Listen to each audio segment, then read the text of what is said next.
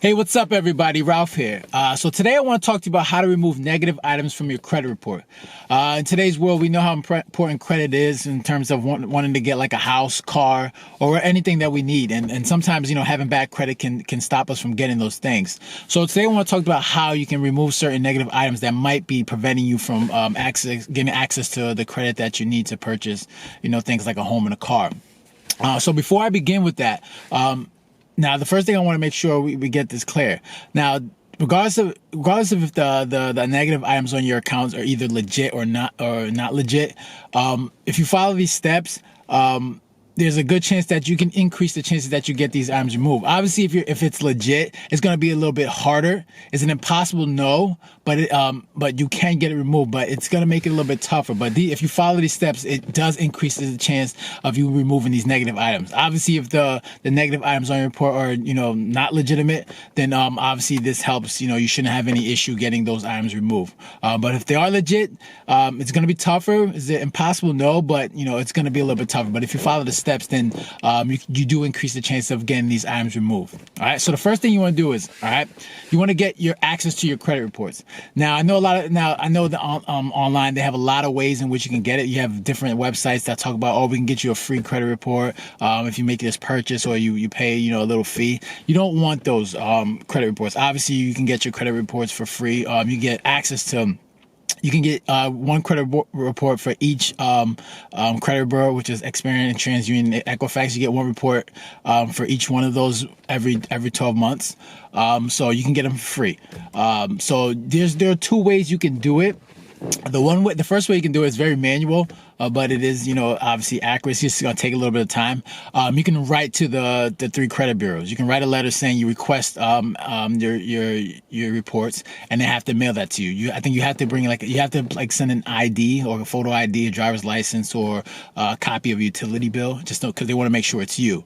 So it's important that you do that. So so as long as you request it, you can just write a little letter to these credit bureaus, and as long as you make sure you get the correct address and you send these letters out to them, and they should send you your credit reports within 30 days. So that's one way. The other way, obviously, you can do it online. And if you're going to trust, there's only like one source that you can trust online. And that's annualcreditreport.com. That's backed by the government. So don't trust any other sites that may look like it. So you want to go to annualcreditreport.com, and you can request all three of your credit reports. Okay. So those are the two ways. Those are the two main ways. You want to make sure you get all three of them, because it's important to get all three of them, because each credit report has different information. And I did a video before, telling you little secrets about these credit agencies, that the fact that creditors, the fact that they give their information to these creditors is totally voluntary. And because of that, it's easy for your credit reports to be inaccurate in some ways. Like one credit report may have one information and the other two may not have any. So you need to understand that it's totally voluntary when it comes to submitting your reports, your credit history to these credit bureaus. It's not always accurate. So it's important to get all three of them right in front of you, so you can at least see the negative items on there, because you might have one negative item on one of those reports, and then the other two has none. Okay, so it's important. You want to make sure you have all those reports right in front of you, so you can see what items that you want to remove from your account.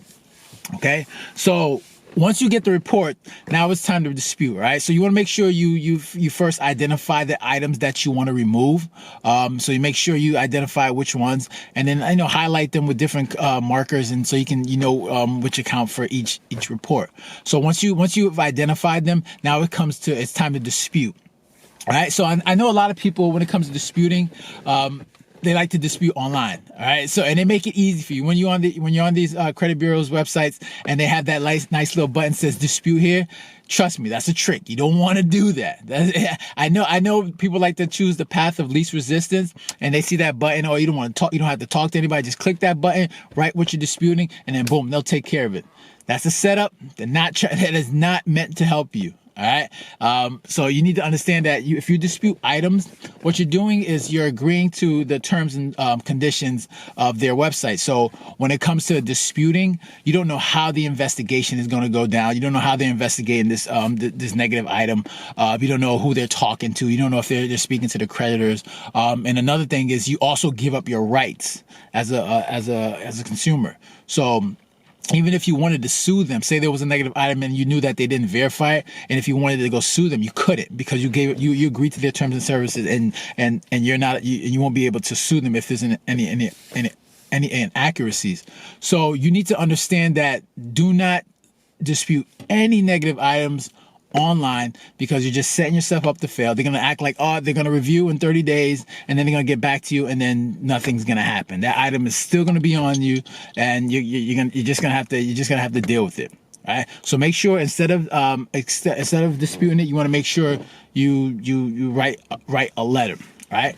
So after you don't click on the button, so now you want to get your dispute letters ready. Okay. So everything is going to be done manually. You're going to have to mail everything off.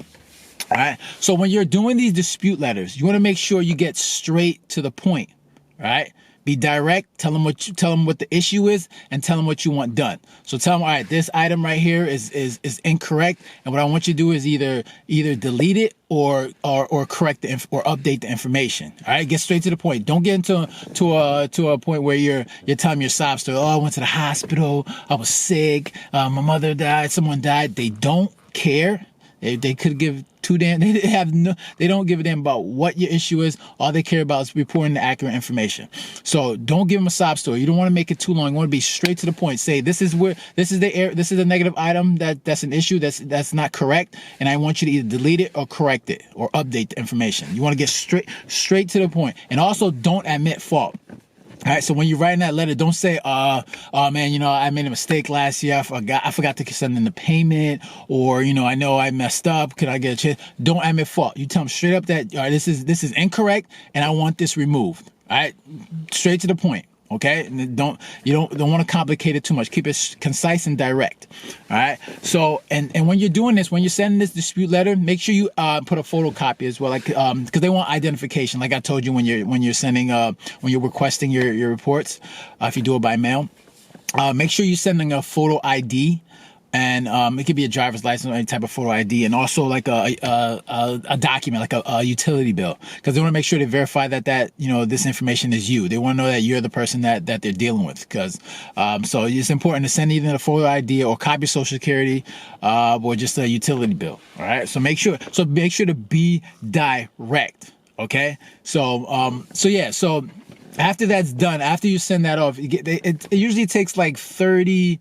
It takes 30 days they have 30 days to respond. And if you factor in mail time, it's going to be anywhere from like 30 to 45 days. So give them 30 to 45 days to make sure that they can get back to you. And when they get back to you, they'll either verify that the information is there and they'll keep it on there, or they'll delete it. All right, because what they have to do, they have to get in contact with the creditors, and they got to make sure everything is verified.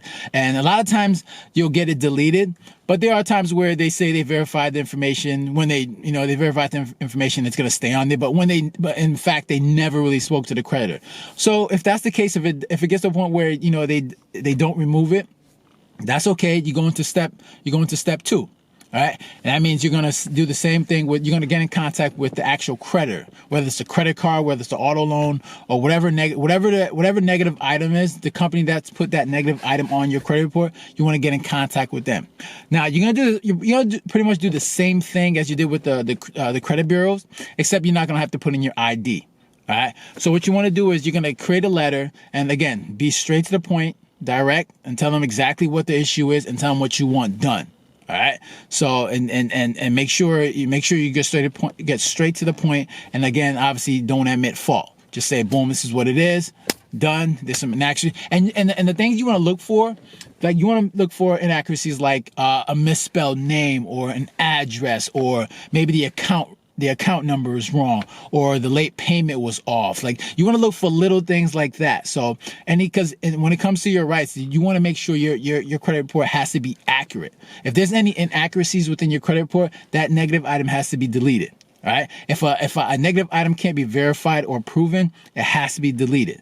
So these are the things you want to look for. So if there's like any incorrect names, because if you look at a credit report, they have like so many names and they have so many addresses. So if there are any of these little things, you want to make sure they get removed, and this will help increase your chances of getting these items removed. So any little inaccurate, wrong account number, wrong payment amount, they need to make sure that everything is accurate, or it has to be removed. All right. So you want to make sure you tell them that, yeah, this is the item that I want to remove is not accurate. The payment is off. The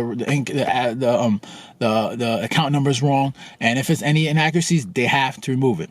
So if they get to a point where, so now after you send this information, of course, they have 30 days plus mail time to get back to you.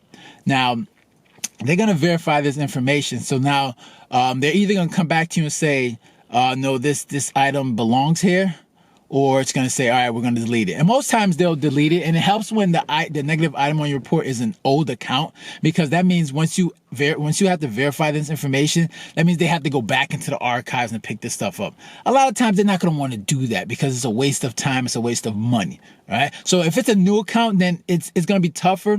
But if it's an old account, your chances of getting that item removed is much higher. So it's important, if it's an old account, make sure you put that information there, tell you want to remove, and it's not accurate. And most times they won't go into the archives to get this information, because it's like, all right, you know what, we want to go through this, we want to keep you as a customer, so we'll just remove the item. All right. So like I said, there's no guarantees that these items do get removed, but it does increase your chances if you do it this way.